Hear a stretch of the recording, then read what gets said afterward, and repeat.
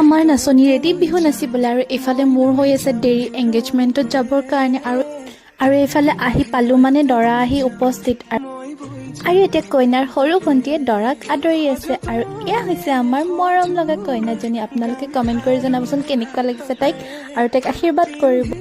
আৰু এতিয়া ঘৰৰ মানুহক এনেকৈ সেয়া জনাই কইনাক বাহিৰলৈ লৈ যোৱা হ'ল আৰু এয়া হৈছে দৰা কইনা। চাওকচোন ইমান বেছি মৰম লাগিছে দুইটাকে একেলগে। এতিয়া আমাৰ এংগেজমেণ্টৰ নিয়মবিলাক আৰম্ভ হ'ল লাহেকৈ। আমাৰ কইনা বৰ লাজ কৰিয়ে দেই।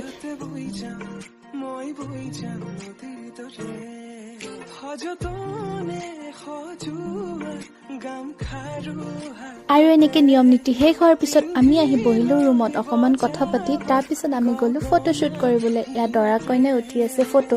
লোকেশ্যনটো বহুত বেছি ধুনীয়া, কাষতে এখন নদী আছিলে আৰু তাৰ পৰা আহি আমি খালোঁ ভাত। ইয়াত দৰা কইনাৰ লগতে আমিও বহিছোঁ।